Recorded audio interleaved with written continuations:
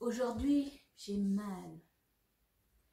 Aujourd'hui, je pleure. En lisant le témoignage d'Élise Cordier, une infirmière à l'hôpital de Besançon en France, permettez-moi de le partager avec vous. Ce matin, en me réveillant, je pleure. En déjeunant, je pleure. En me préparant, je pleure. En conduisant jusqu'à mon travail, je pleure. Et là, dans les vestiaires de l'hôpital, je sèche mes larmes. J'inspire et j'expire. Les gens dans les lits pleurent aussi. Et c'est à moi qu'il incombe de sécher leurs larmes. De leur faire une petite blague, de leur dire un petit mot, histoire de faire en sorte qu'ils aient le sourire. Oubliez une seconde qu'ils sont là, coupés du monde, une épée de Damoclès sur la tête. Tous ceux qu'ils voient autour d'eux sont habillés intégralement, masqués. C'est anxiogène.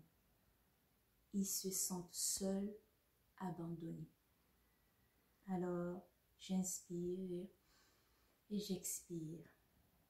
Je reviens dans la chambre pour la 3e fois parce que leur code Wi-Fi ne marche pas. Et tant pis si on me dispute pour le gâchis de blues. C'est leur seul moyen d'être en contact avec leurs proches. Les visites sont interdites. Le réseau téléphonique passe très mal dans la chambre. Ils pleurent parce que tout le monde s'inquiète et que du coup, ils s'inquiètent aussi, mais veulent aussi avant tout rassurer. Alors, j'inspire et j'expire. Et je rassure à mon tour, même si, juste avant, le médecin m'avait dit, à propos de ce patient alité, un médecin généraliste, que ça puait et qu'il allait probablement finir la soirée en riant, un tuyau au fond de la gorge. Je lui parle du temps qu'il fait, mais je ne parle pas de tous ces gens dehors qui ne respectent pas les nouvelles règles du confinement.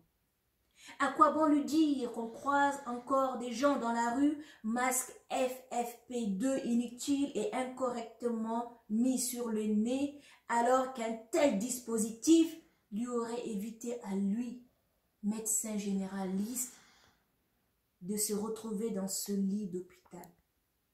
À quoi bon lui dire pendant qu'il est là, à attendre de savoir ce que le destin lui réserve, que tout le monde dehors lui crache à la gueule.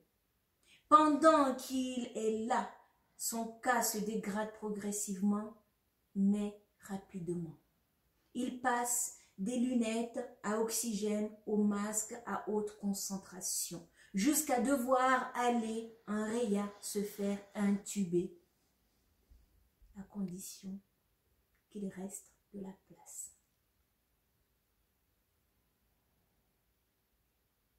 Et pendant ce temps, des gens débattent de la distance autorisée pour faire leur jogging et s'ils peuvent promener leur chien à 2. Alors j'inspire et j'expire. Je gère le flux interminable de patients en plus ou moins bon état. Je marche, je cours, je vole. Ma Charlotte me fait mal au front. Mon masque me fait mal au nez et me donne la tête qui tourne.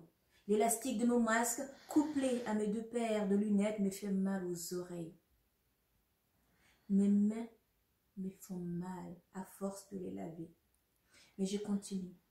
Je fais mon travail et surtout, je réfléchis. Je réfléchis à comment regrouper mes soins pour éviter le gâchis de matériel d'habillage. Je réfléchis à comment donner des nouvelles aux familles sans trop les inquiéter, mais sans non plus minimiser. On ne sait jamais. Je réfléchis à combien de temps je vais pouvoir tenir à ce rythme. Je réfléchis au fait qu'on n'est pas encore arrivé au pic de l'épidémie. Je réfléchis à ce moment inévitable où il n'y aura plus rien pour s'habiller et se protéger correctement. Je réfléchis à ce moment inévitable où il n'y aura plus de place en réa et où il faudra dire à ce patient, à sa famille qu'on ne peut plus rien faire pour lui, si ce n'est espérer et le soulager. Alors, j'inspire et j'expire. Ma journée de travail se termine et je passe le relais à un collègue. Je rentre chez moi. Je n'allume pas la télé qui ressasse en boucle le nombre de nouveaux décès.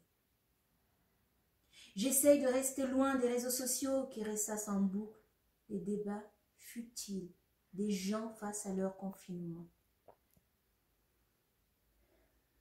Je lis les messages de mes proches qui me donnent du courage et je rassure encore et encore. Je lis les initiatives telles que les applaudissements collectifs à 20h et je me dis, au lieu de m'applaudir, j'espère que vous êtes restés chez vous aujourd'hui et que vous arrêterez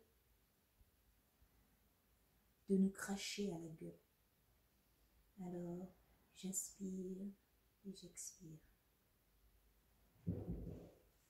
Je ne suis pas une héroïne. Je ne fais que mon travail. Et j'ai besoin de tout le monde pour qu'il soit facilité. Restez chez vous au maximum. Arrêtez de chercher et trouver des excuses à la con pour sortir de chez vous 12 fois par jour.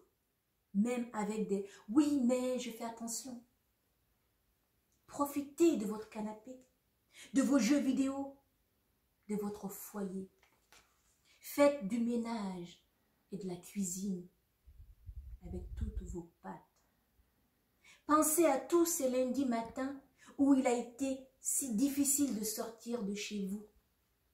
Inspirez, expirez. Ça sera plus facile pour tout le monde.